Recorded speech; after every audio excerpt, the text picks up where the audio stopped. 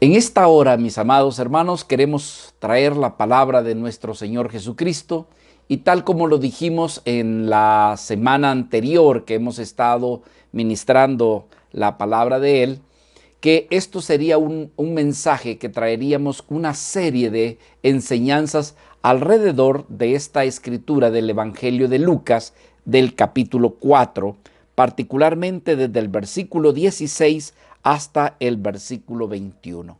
Lectura que quiero darle en este momento para recordarle de qué es lo que estábamos hablando la vez anterior, ¿verdad? El tema general se llama la vida de esperanza encontrada en la persona de nuestro Señor Jesucristo. Pero le hemos titulado a la enseñanza de hoy, Cristo, el ungido del Padre y su poder esperanzador. Cristo, el ungido del Padre y su poder esperanzador. Capítulo 4, leemos desde el versículo 16. Dice la Escritura: vino a Nazaret, donde se había criado, y en el día de reposo entró en la sinagoga conforme a su costumbre y se levantó a leer.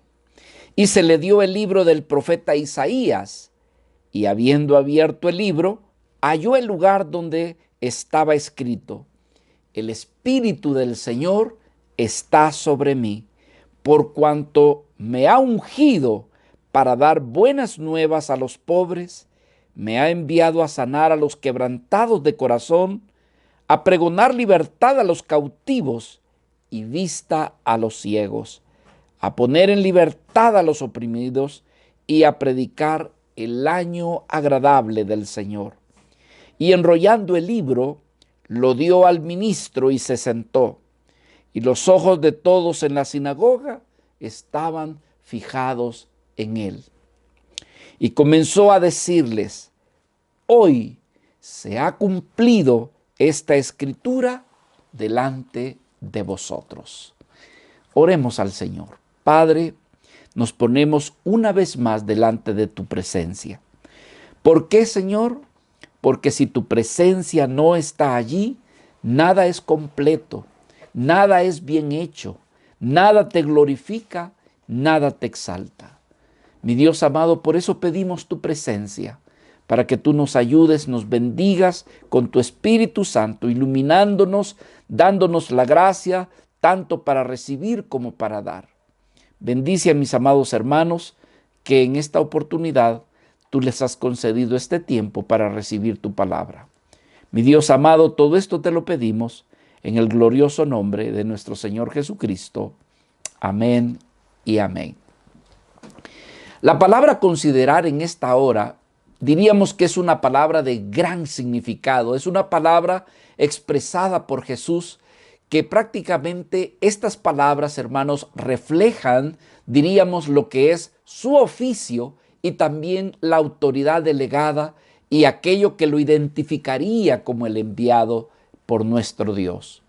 La palabra, la porción exegética que quisiéramos tomar para poder meditar en esta hora, se encuentra en estas breves palabras que dice: por cuanto me ha ungido, dice, para dar buenas nuevas, por cuanto me ha ungido. Recordemos que lo que vimos con anterioridad, Cristo prácticamente viene de ser tentado por el diablo en el desierto. Recordarán que ese es el contexto, ¿verdad? Un contexto más amplio, diríamos, que Cristo había sido bautizado. Se escucha una voz que dice: este es mi Hijo amado, en el cual está mi contentamiento, ¿verdad? Pero aunado a eso, hay una expresión, una manifestación del Espíritu Santo que vino sobre él. Pero este mismo Espíritu le lleva al desierto, donde es tentado por el diablo. Pero nuestro amado Señor se levantó victorioso, de principio a fin, en ese lugar. No perdió nada, sino por el contrario, salió más fortalecido. Saliendo de ese lugar del desierto, Ahora, hermanos, él se encamina por toda la ciudad que está ahí alrededor y comienza él a seguir predicando, a cumplir el ministerio por el cual él ha sido enviado. ¿Verdad? Recordemos en ese instante cosas muy importantes, como por el ejemplo al ver aquí en Lucas capítulo 4, versículo del 14 al 15, se nos dice que Jesucristo nuestro Señor regresó del desierto en el poder del Espíritu Santo a Galilea, regresa a Galilea, y es allí donde se difunde, dice, su fama por toda la tierra de alrededor, y además dice que enseñaba en la sinagoga de ellos, y él dice que era glorificado por todos. Así que lo que logramos observar es que Cristo, después de haber sido tentado, después de haber sido probado, él regresa a Galilea. Pero regresa, dice la Escritura, con poder en el Espíritu Santo. Además de esto, vemos que ese espíritu de poder se manifestaba en él, tanto que llegó a tener reconocimiento y, por qué no decirlo, fama. ¿Verdad? Esto trajo fama, trajo reconocimiento delante de todos en ese entonces. ¿Por qué razón? El Espíritu Santo, la presencia misma de Dios, estaba con nuestro amado Señor. Por otro lado, hermanos, este tipo de vida le daba autoridad. Cuando yo hablo de tipo de vida, me estoy refiriendo a esa llenura, a esa presencia del Espíritu Santo. Le daba autoridad, pero no solamente autoridad, también lo llenaba de gracia para enseñar la palabra del Señor. Es decir, que predicaba con esa unción del Espíritu Santo. Era tanto, hermanos, que llegó a ser admirado. Era tanto esto que se manifestaba en él, que los ojos de todos los que estaban allí en Galilea y en su alrededor se fijaban en él y le reconocían y le glorificaban, dice la Escritura. Entonces, mis amados, habiendo sucedido todo eso, él se acerca a la sinagoga. Quizás era la sinagoga la cual él frecuentaba más continuamente. Era lo que diríamos hoy en día su iglesia, su congregación, donde él realmente tenía la costumbre de asistir continuamente. Qué buena costumbre, ¿no cree usted? Usted que me está escuchando, tú que me estás oyendo, hermano, se llegará el día en que necesitamos regresar a congregarnos. Regresar como lo hacíamos antes. Y quiere el Señor que tú antes eras de los que asistía todos los domingos o todos los días que eran convocados a la reunión. ¿Por qué decimos esto? Porque, hermanos, somos más acostumbrados a acomodarnos, somos más acostumbrados a tomar, dijéramos, hermano, comportamientos distintos a los que somos llamados a hacer en el caminar del Señor. ¿Por qué me refiero? Porque la palabra de Dios nos dice que debemos de congregarnos los días en que somos convocados. Bueno, habiendo sucedido esto, Cristo llega a la sinagoga, ¿verdad? Y al estar allí, está el que dirige. La palabra original es Shazán. Es el director que está al frente de la sinagoga y le da el rollo del libro de Isaías para que le dé lectura en ese instante. Y Cristo nuestro Señor se dice que encontró, y cuando hablamos de que encontró, decimos, Él habrá buscado hasta encontrar este pasaje del cual nosotros estamos meditando. Era el pasaje de Isaías, precisamente lo que hoy tenemos como el capítulo 61 y versículo del 1 al 2. ¿Y qué dice ese pasaje? ¿Qué dice esa escritura? Él dice, el Espíritu de Jehová, el Señor, está sobre mí. ¿Por qué? Dice, porque me ungió Jehová y me ha enviado a predicar buenas nuevas a los abatidos, a vendar a los quebrantados de corazón y a publicar libertad a los cautivos y a los presos, apertura de cárcel. Esta era la lectura que nuestro Señor estaba dando allí en la sinagoga. Recordemos que este mensaje, hermanos, estamos haciendo una remembranza de lo que estuvimos viendo para poder comprender más a fondo la enseñanza de hoy. Este era el mensaje de Isaías, de parte de Dios a Isaías, al pueblo de Israel, hermanos, que estaba pasando situaciones adversas, difíciles. Aunado a esto, estaban siendo disciplinados. Pero ahí, como dicen, habían justos y pecadores. ¿Por qué? Porque los pecadores, los que le habían dado la espalda al Señor, los que le habían abandonado, hermanos, estaban siendo disciplinados para ir a Babilonia. Pero dentro de esos habían vidas piadosas. Dentro de esos podemos contar la vida de Daniel, ¿verdad? Los jóvenes, aquellos que acompañaron a Daniel, el mismo Jeremías. En fin, hermanos, habían vidas que decían, ellos no tenían por qué, pero con todo y eso también estaban sufriendo las consecuencias. Entonces, ¿qué vino la palabra? La palabra vino una palabra de consuelo, una palabra de esperanza, una palabra de aliento. Y esta palabra, mi amado, probablemente también sea para ti, que te encuentras angustiado, que tú dices, no sé por qué estoy pasando lo que estoy pasando. No le encuentras sentido a ciertas tribulaciones que están viniendo sobre tu vida. Solamente te hago recordar las palabras del apóstol Pablo cuando nos decía que a los que amamos a Dios, todas las cosas colaboran, todas las cosas contribuyen, todas las cosas son para bien y provecho a los que amamos al Señor. No te desanimes si estás pasando tribulaciones. No te desanimes si estás encontrando dificultades.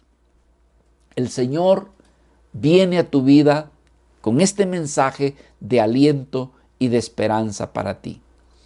Pero ahora, ¿verdad? Después de lo que sucedió allá en el tiempo de Jeremías y en el tiempo de Isaías, hermano, viene nuestro Señor Jesucristo 560 años después de que prácticamente el pueblo había sido liberado de Israel, pero cualquiera diría, quizás las cosas han cambiado.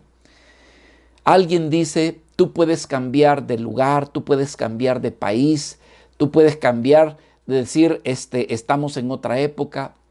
Los hombres somos los mismos. Las épocas podrán ser distintas, pero los problemas, las dificultades, de una u otra manera, vienen a ser los mismos.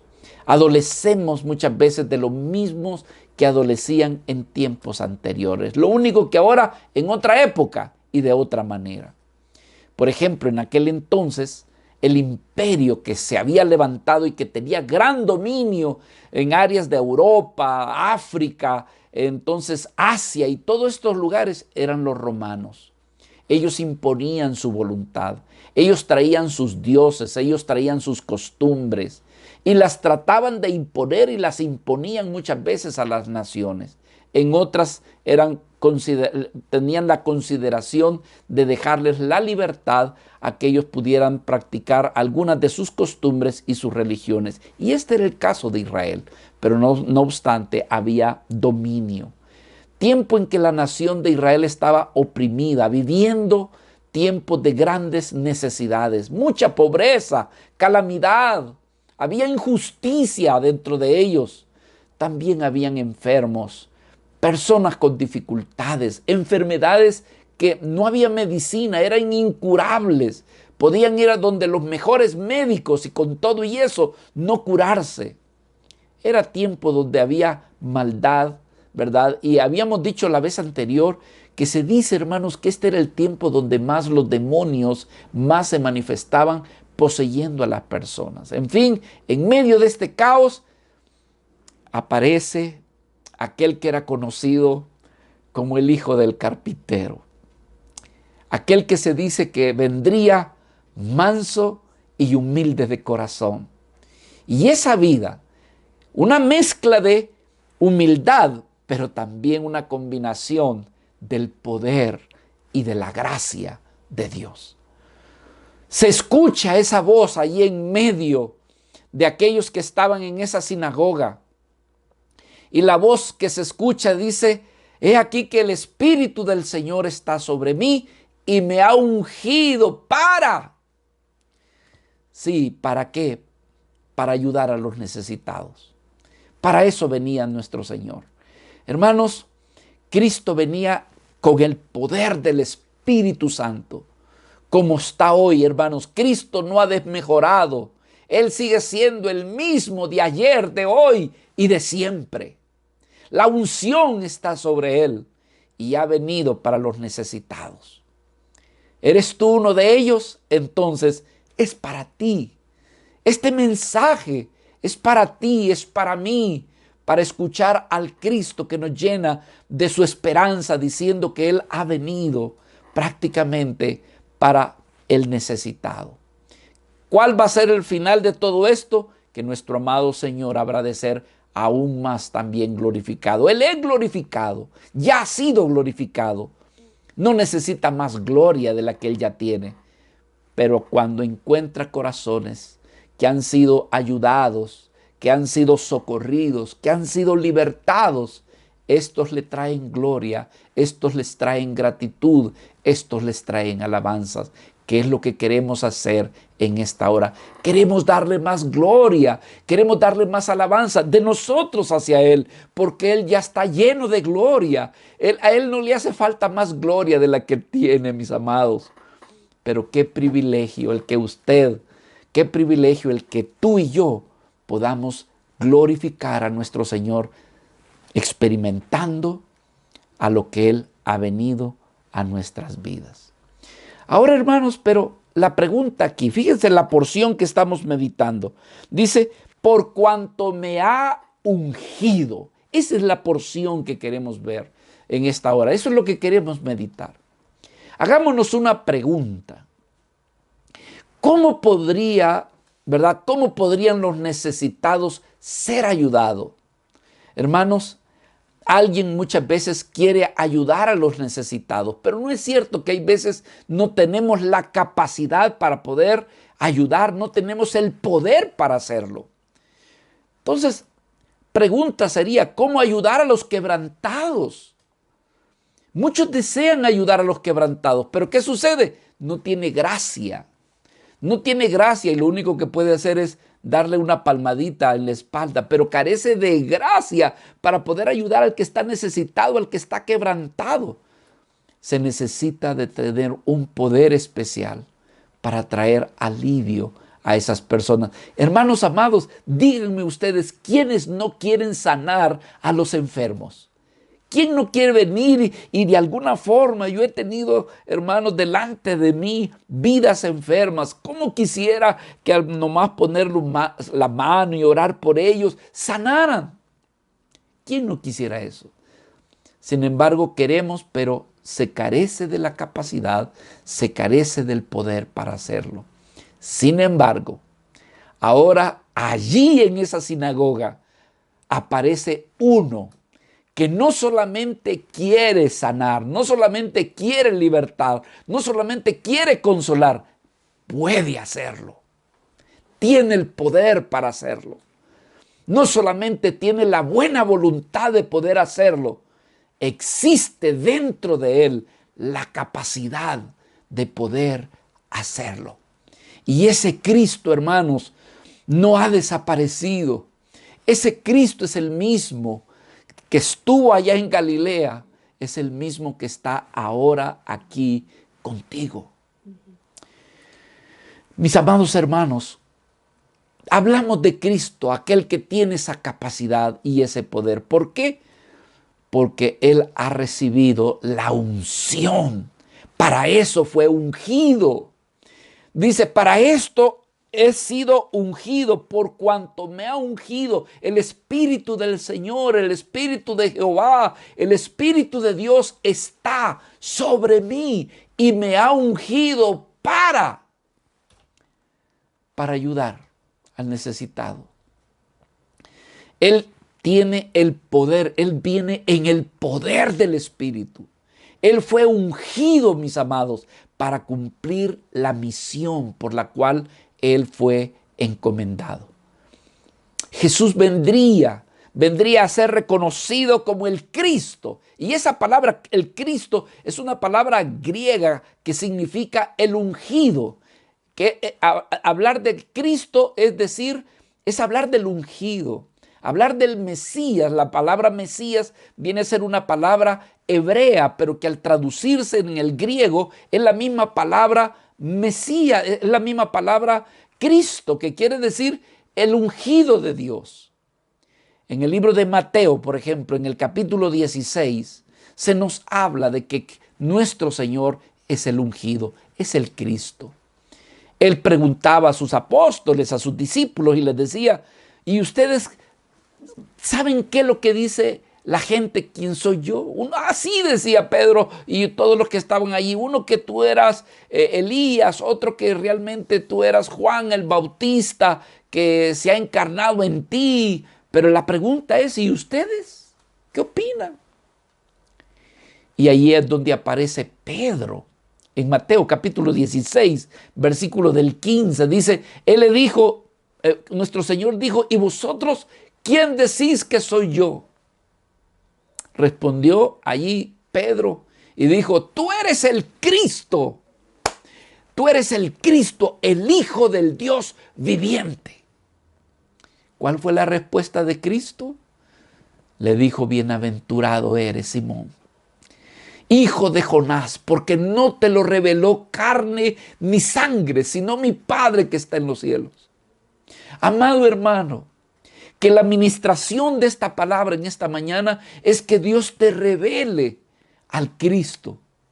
Que Dios puede decir, sí, yo he hablado de Jesús, es más, hasta lo he recibido en mi corazón, pero esta mañana yo deseo que Él se revele a mi vida como mi Cristo, como el ungido. Mis amados, Jesús es reconocido como aquel que ha sido ungido por el Padre. El Padre lo ha ungido y lo ha ungido para algo especial. En el libro de Hebreos, en el capítulo 1, versículo del 8 al 9, se nos dice que Él ha sido ungido con una unción especial. Mas del Hijo se dice, tu trono, oh Dios, por el siglo del siglo. Cetro de equidad es el cetro de tu reino. Has amado la justicia y aborrecido la maldad, por lo cual te ungió Dios, el Dios tuyo, con óleo de alegría más que a tus compañeros. El escritor del libro de los Hebreos estaba citando prácticamente lo que dice de manera literal el Salmo 45 y versículo 7. Ahora, ¿qué significa ser ungido? Mis amados, ¿qué implicaciones tiene este aspecto de la unción? Porque estamos hablando de la unción, pero probablemente no sepamos qué significa, qué quiere decir. Bueno, quiero decirle que muchas veces algunos de ustedes nos ungimos o se ungen con perfumes, con lociones o con aceites. ¿Qué puedo decirles? Pero cuando se habla de la unción, de lo que hablan las Escrituras, hermano, tiene otra connotación. Por ejemplo, en la Biblia encontramos que tanto las personas como algunas cosas que se consagraban eran prácticamente ungidas, ¿verdad? Como las personas, ¿verdad? Y las cosas se ven que se ungen. ¿Y con qué propósito? Para simbolizar, ¿verdad? Que esto trae una influencia o dijéramos una connotación santa o divina. Y que de allí, hermano, se percibe diríamos, una emanación espiritual, o si no, de un poder que realmente no es cualquier tipo de poder, sino algo sagrado que se manifiesta en aquel que lo recibe y también que lo puede impartir.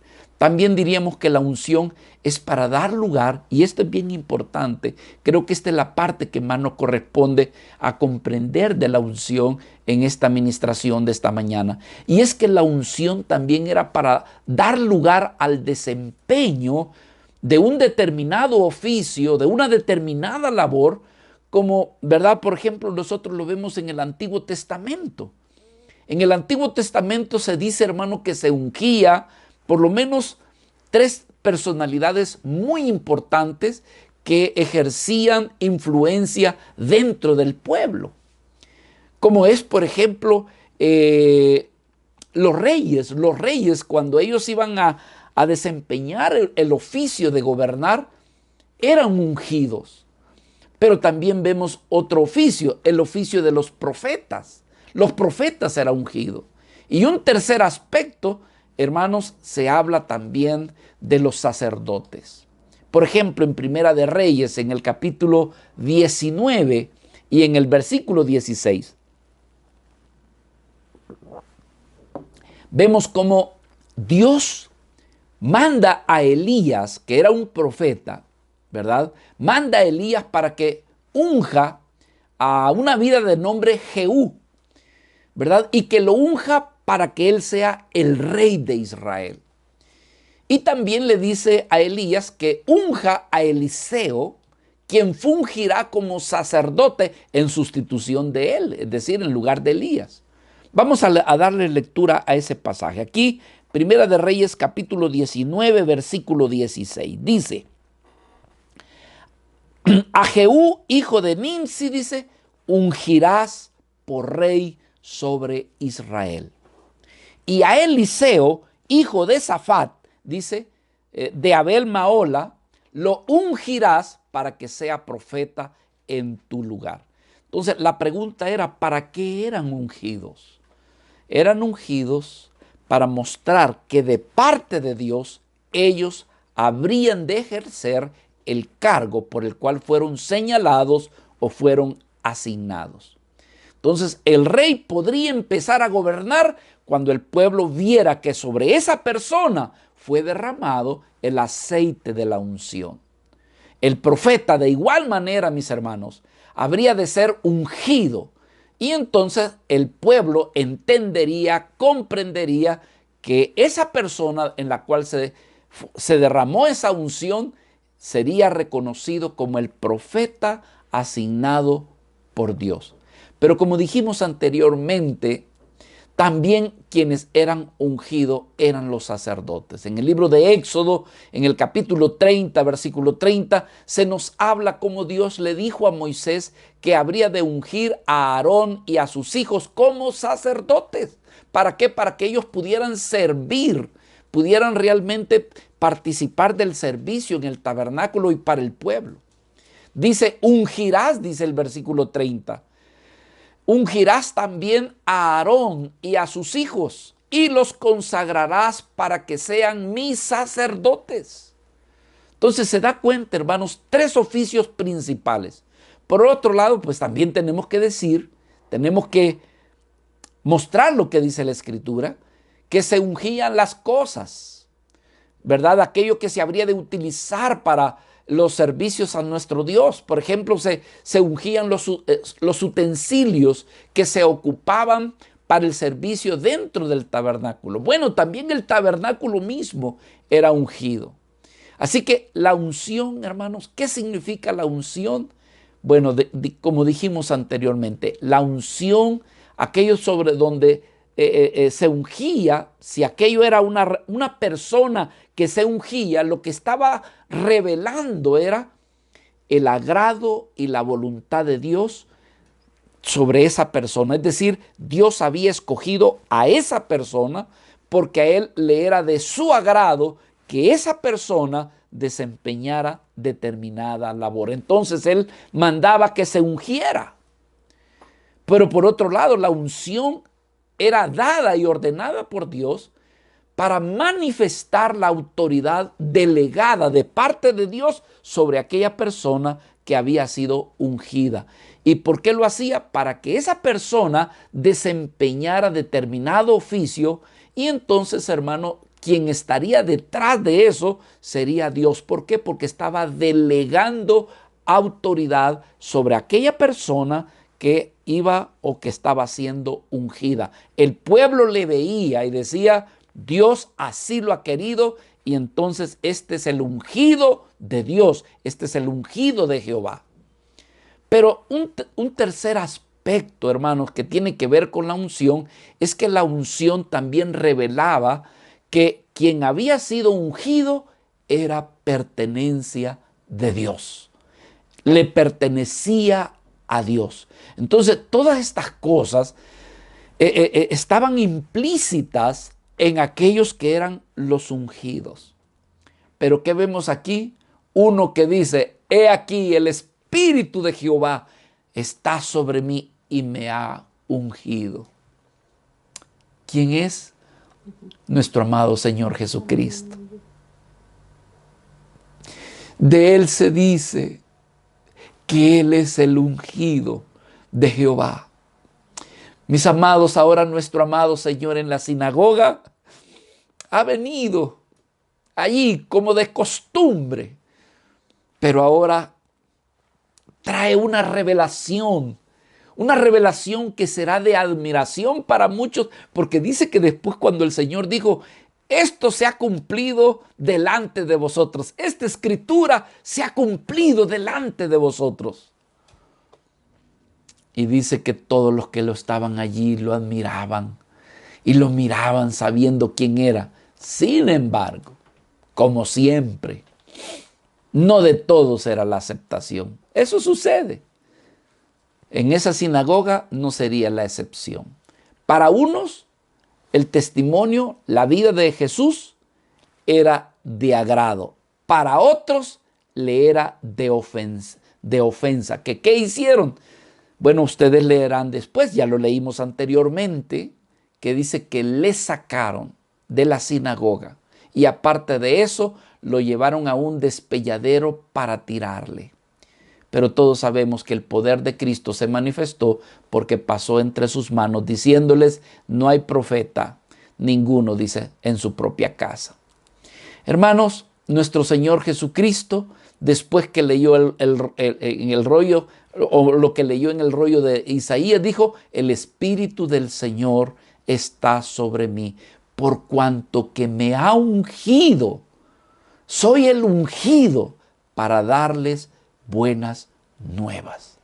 Hoy se ha cumplido, decía, delante de vosotros esta escritura.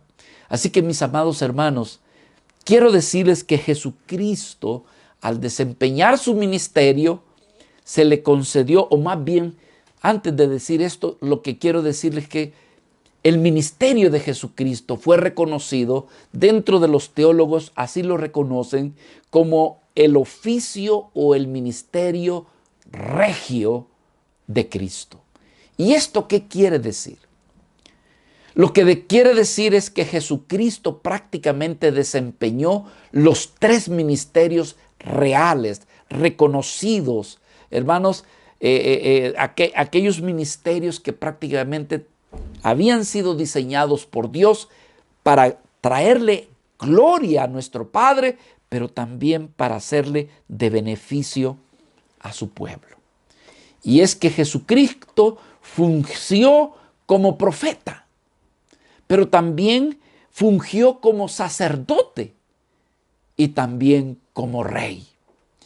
Por ejemplo, hermanos, como profeta, nuestro Señor Jesucristo traía el mensaje de las buenas nuevas del Evangelio de Dios. ¿Verdad? Una de las cosas que vemos nosotros, que el mismo Cristo hace un reconocimiento de Él como profeta. Allí mismo, en esta lectura que estamos teniendo de Lucas capítulo 4, versículo 24, nuestro Señor Jesucristo hace un reconocimiento de Él como quien dice, soy un profeta del Señor. Pero dice lo siguiente, dice, de cierto os digo que ningún profeta es aceptado en su propia tierra. ¿Por qué lo estaba diciendo? Porque él estaba siendo rechazado en el lugar de donde él estaba. Ahora, hermanos, ¿cuáles eran las evidencias de los profetas de Dios? ¿Cómo eran reconocidos los profetas de Dios en el Antiguo Testamento? Bueno, en primer lugar, los profetas eran los portavoces de Dios. Usted va a ver, por ejemplo, en el Antiguo Testamento a Samuel, a Isaías, a Jeremías, a Ezequiel, y todos estos profetas, hermano, tenían una característica. Ellos proclamaban el mensaje de Dios y ellos tenían la autoridad de decir, así dice el Señor. El profeta era diseñado de parte de Dios acercándose a su pueblo. Su ministerio era manifestar la voluntad de Dios a los que eran su pueblo. Es decir, que el profeta venía de parte de Dios. ¿Qué entonces la pregunta aquí es, ¿y qué hacía Jesús para ser visto como profeta? Cuando estudiamos los evangelios, en todas sus páginas, vemos a nuestro Señor Jesucristo siendo manifestado, presentado como lo fuera un profeta. Nuestro amado Señor Jesucristo decía, yo no hablo por mi propia cuenta, sino que las palabras que yo hablo, dice, son las palabras que mi Padre me ha dado. Es exactamente lo que hacía el profeta, traer no palabras de su propia cuenta, sino traer palabras que realmente venían del Señor. Entonces, hermanos, la segunda gran función de un profeta en la Biblia es lo que comúnmente las personas piensan y escuchan cuando aprecian, por ejemplo, una profecía. ¿Y qué es sino la de predecir o la de pronosticar eventos futuros, y que todo esto se hace por medio de esa revelación divina? ¿Qué decimos de nuestro Señor Jesucristo? Igualmente, Cristo mostraba las evidencias de un profeta, porque, hermano, Cristo incluso decía cómo habría de morir, cuándo habría de morir, por qué habría de morir. Y no solamente eso, sino que incluso también habló de cosas futuras que acontecerían antes de su venida. Profetizó acerca de que el templo sería destruido, algo que sucedió 70 años después de nuestro Señor Jesucristo. Y muchas cosas más que nuestro Señor hablaba y que sucedieron. Bueno, una tercera función de lo que hace el profeta es que también estaba alrededor de su ministerio los milagros, sanidades. Por ejemplo, vemos a Moisés conocido como el profeta de Dios. ¿Qué milagro vemos alrededor de él? Que en el nombre del Señor levanta la vara y el mar se abre. ¿Qué podemos decir más? Bueno, varios profetas. Se me viene a la memoria lo que hizo una vez Eliseo, que verdad a alguien de ahí, de lo que eran del pueblo del Señor, bueno, se le fue el hacha y se hundió en el agua. ¿Qué hizo Eliseo? Hermano, hizo que el hacha flotara. Daniel, el profeta precioso de Dios, hermano, lo tiran al foso de los leones, leones hambrientos. ¿Y qué sucede? Hermano, que los leones se les queda la boca cerrada. Y así podemos hablar de los profetas, estaban alrededor de ellos, ¿verdad? Aquella viuda que de repente, hermanos, no tenía aceite y se le multiplica el aceite, ¿verdad? Aquella mujer que tenía un solo hijo y de repente se le muere y viene el profeta y abraza al niño y la vida le regresa. ¿Qué vemos alrededor de los profetas? Milagros. ¿Quién no puede decir, hermanos, que nuestro amado Señor Jesucristo fue reconocido como el hacedor de milagros, el que sanaba a los ciegos, sanaba a los sordos, a los leprosos y hasta hacía resucitar a los muertos? Cristo, nuestro amado Señor, ungido como profeta del Altísimo. Un segundo ministerio es el ministerio de sacerdote. Cristo, nuestro Señor, como sacerdote, venía como un mediador entre Dios y los hombres. Mis amados, ¿qué hace un sacerdote? El sacerdote, lo que hacía, su trabajo es para ofrecer sacrificios. Sacrificios que acercaran al hombre a Dios. Prácticamente se volvía como un intercesor de los hombres para con Dios. Entonces, hermanos, decimos que cuando nosotros vemos la función de los sacerdotes en la Biblia, vemos por lo menos 3, 4 cosas de las cuales vamos a ver que en la persona de nuestro amado Señor se manifestaba su oficio sacerdotal.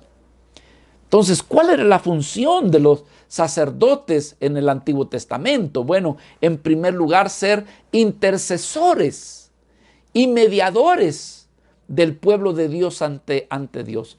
El profeta no, el profeta venía de parte de Dios a los hombres, pero el sacerdote venía de parte de los hombres a Dios. ¿Para qué? Para interceder. También se ocupaban haciendo expiaciones por los pecados del pueblo y lo hacía por medio de los sacrificios que se celebraban allí en el tabernáculo. Entonces decimos, esta era una de sus principales funciones. Pero otra de las principales funciones era, hermanos, servir en las cosas sagradas, es decir, servir en el templo, servir en el tabernáculo. Su oficio, para desempeñar ese oficio, habría de ser ungido como sacerdote. Lo otro que hacía el sacerdote era consultar a Dios para conocer cuál era la voluntad y entonces transmitírsela al pueblo. De ahí que también se conocía como vidas que le enseñaban la palabra, la ley al pueblo. Como sacerdotes, el oficio de sacerdotes era el oficio de venir de parte de los hombres y presentarse delante de Dios. Mis amados hermanos, ¿qué hacía nuestro Señor Jesucristo? Jesucristo es conocido y ha sido ungido, no solamente como el profeta, sino que también ha venido y ha sido ungido para ser el sacerdote del Dios Altísimo. El libro de Hebreos nos dice, hermanos, que todos los demás sacerdotes, ¿verdad?, intercedían por ellos mismos y por el pueblo y tenían que ser sustituidos por otros porque no podían permanecer vivos eternamente. Pero nuestro amado Jesucristo ha venido a ser el sacerdocio originado de Melquisedec. Es un sacerdocio que permanece para siempre.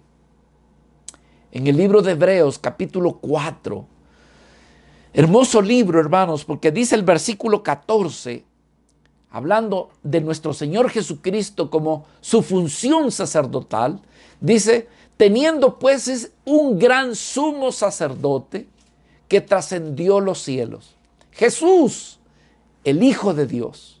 Por lo tanto, dice, retengamos nuestra fe. ¿Por qué? Dice, porque no tenemos un sumo sacerdote que no pueda compadecerse de nuestras debilidades, sino uno que ha sido tentado en todo, ¿verdad? Así como nosotros, pero lo único que sin pecado. Qué hermoso. Y se nos invita que nos acerquémonos a nuestro sacerdote con confianza, acerquémonos al trono de gracia para que recibamos misericordia de parte de Dios y hallemos gracia para la ayuda oportuna, dice otra versión. Allí mismo en Hebreos se nos habla de Cristo como el sacerdote. Dice en Hebreos capítulo 8, del versículo del 1 en adelante. Ahora bien, dice, el punto principal de lo que se ha dicho es este, que tenemos tal sumo sacerdote, el cual se ha sentado a la diestra del trono de la majestad en los cielos. Y ahí está como un ministro del santuario y del tabernáculo verdadero. ¡Aleluya! Tabernáculo verdadero que el Señor levantó.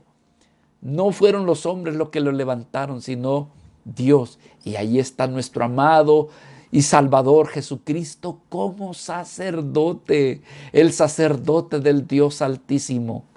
Mis amados hermanos, Cristo se manifestó como también sacerdote. Pero ¿cuál es la tercera función?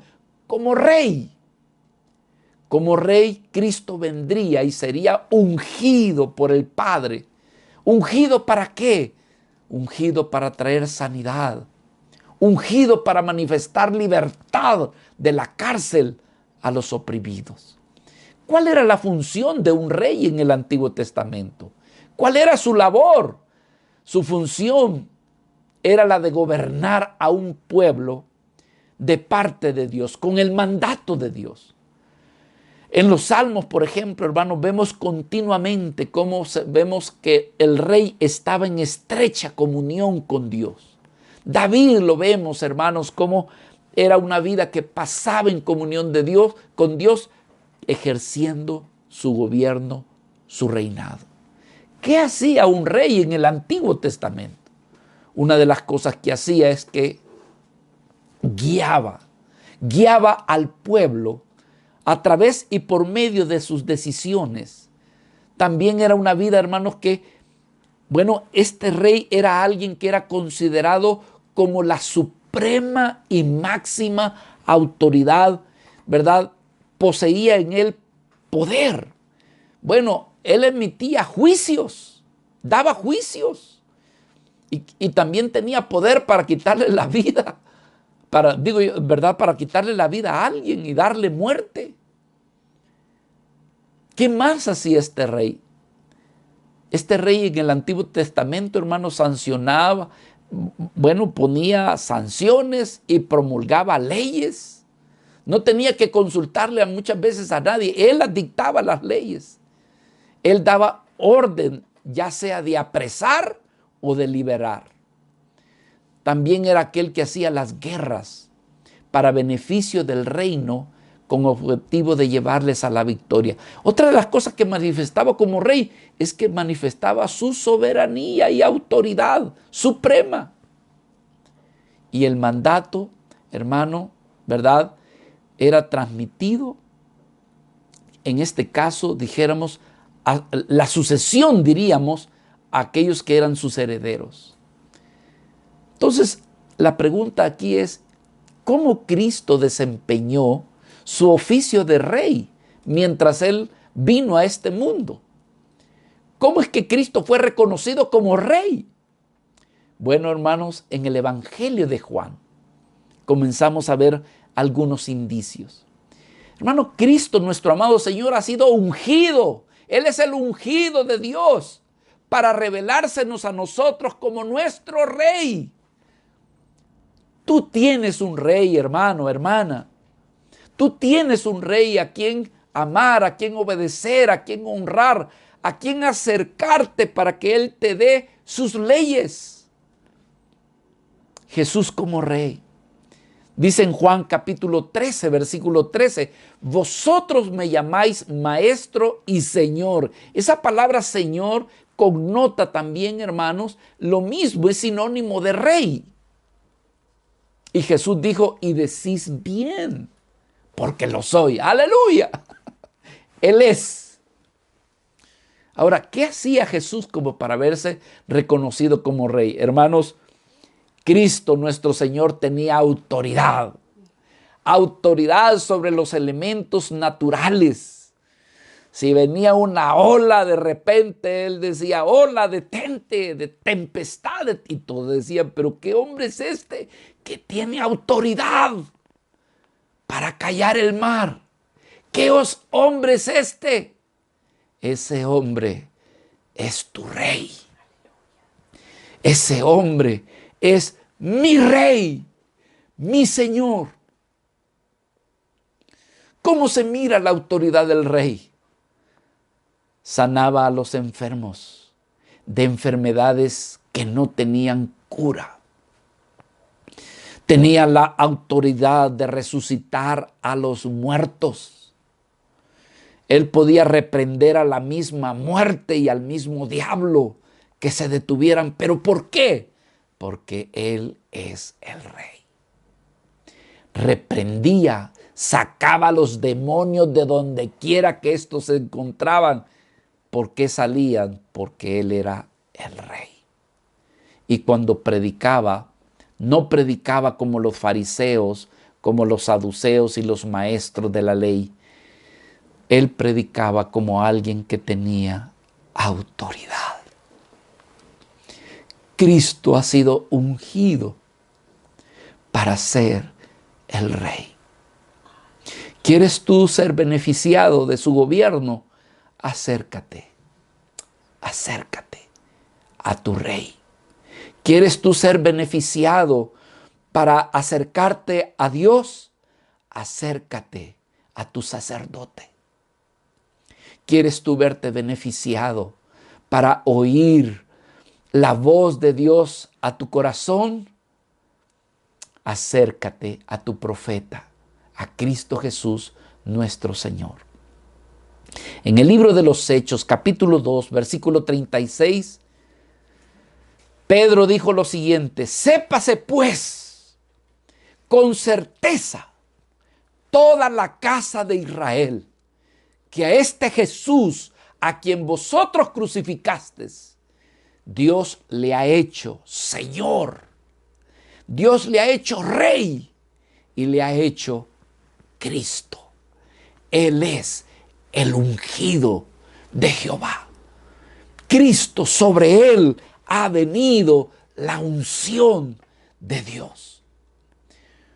Porque Cristo, dice la Escritura, para esto murió, para esto resucitó y volvió a vivir, para ser Señor, así de los muertos como de los que viven. Hermanos amados, Cristo es nuestro Rey. Él es el Rey de reyes y el Señor de todo señorío. Se dice en el libro de Apocalipsis, capítulo 1, versículo 5, y de Jesucristo el testigo fiel, el primogénito de los muertos, aleluya, y el soberano de los reyes de la tierra. Al soberano de los reyes de la tierra, al que nos amó y nos lavó de nuestros pecados con su sangre. Pelearán contra el Cordero, aleluya, y el Cordero los vencerá. ¿Por qué? Porque Él es el Señor de señores y Rey de reyes. Y los que están con Él son llamados los elegidos y los fieles. Apocalipsis capítulo 17, versículo 14.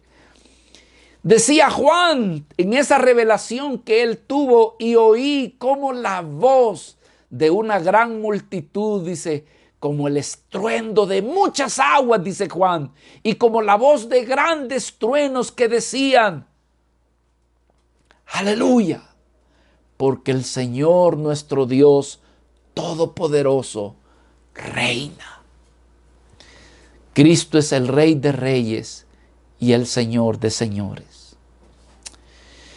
Mis amados hermanos, allá por los años casi 400 después de nuestro Señor Jesucristo, habiendo muerto Constantino, ¿verdad?, un emperador que se convirtió a la fe de Cristo, hermanos, algunos todavía añoraban, los romanos añoraban todavía regresar a lo que eran antes.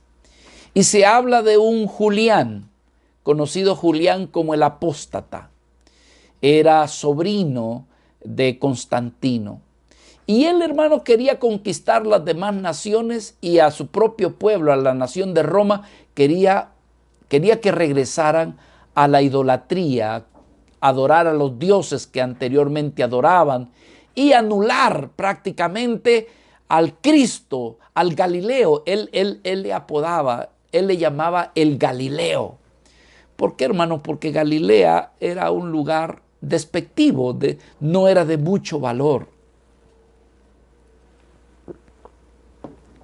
Y él le llamaba el Galileo. Hermanos, una de las cosas que hacía es que sacaba su puñal y lo extendía hacia el cielo en menosprecio de nuestro Señor Jesucristo, el Hijo de Dios, y le llamaba: tú, Galileo, no ganarás. ¿Por qué? Porque él se había impuesto de expandir nuevamente el dominio en Roma. En esto estaba, en una de esas batallas, cuando de repente, hermanos, de sus enemigos, no se sabe con precisión, fue herido mortalmente. Y la sangre, hermanos, habiendo caído, comenzó a caer en el suelo. Hermanos, se dice que en su agonía, se dice que él recogió de su sangre coagulada y volteándose hacia el cielo la lanzó y dijo: ¡oh, Galileo! Tú has conquistado, tú has vencido, oh Galileo. Nuestro amado Señor Jesucristo es el Rey de reyes y el Señor de señores. Para eso fue ungido. Fue ungido para ser el profeta del Dios Altísimo. Fue ungido para ser el sacerdote, para tu bienestar, para tu vida, para tu bendición, pero para tu bendición también Cristo ha sido ungido con autoridad delegada de parte de Dios para tu vida. Él reinará, hermanos, por los siglos de los siglos. La oficina real celestial habrá de manifestar y manifiesta la gloria de nuestro gran Redentor, de nuestro Rey. Esta hora pregunta, ¿estás tú afligido? ¿Estás pasando por situaciones adversas, difíciles? Haz de Cristo tu Rey. Dile, Señor, mira mi condición. Veme cómo me encuentro. Sé tú mi Rey. Sé tú mi profeta. Quiero oírte, Señor. Sé tú mi sacerdote. Él es tu Rey. Él es el Rey sobre todos los enemigos. Él es el Rey de los santos. Él es el Rey incluso de su Padre. Cristo, mis amados, es el Rey sobre todos los reyes. Por eso es que es conocido como el Rey de Reyes y el Señor de Señores. Él es el Rey sobre todos los reinos de la tierra, sobre todas las naciones, sobre todos los gobiernos, sobre todos los poderes, sobre todos los pueblos. Jesucristo es nuestro Rey. Él ha sido ungido. Dice, el Espíritu del Señor está sobre mí porque me ha ungido. Es el Rey inefable. Hermanos, nuestro Rey es digno de que nosotros nos acerquemos a Él, nos postremos, le adoremos y pidamos de Él, de su gracia y de su bondad. Hermanos, pareciera ser de que hoy en día como que no existiera Rey, pero sí lo hay.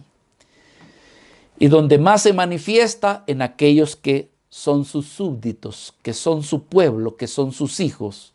Hermanos, cuando ellos claman a su Dios, a su Rey, el Señor se hace de manifestar. Quiero que tengamos esperanza, hermanos, porque aunque nosotros vemos muchas veces caos, finalmente llegará un día donde se habrá de manifestar todo el dominio de Cristo, del Mesías. Un dominio, hermanos, que es eterno, que no pasará. Un reino que jamás habrá de ser destruido.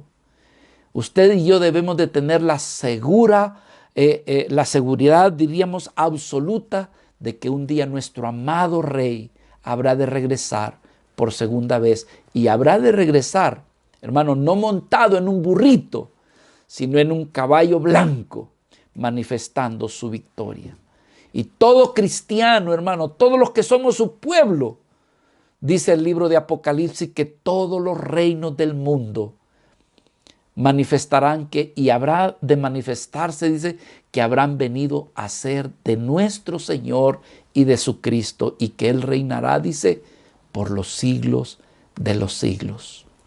Te pregunto a ti, amado hermano, o tú que me estás escuchando, tú que el Señor quiso que escucharas este mensaje el día de hoy.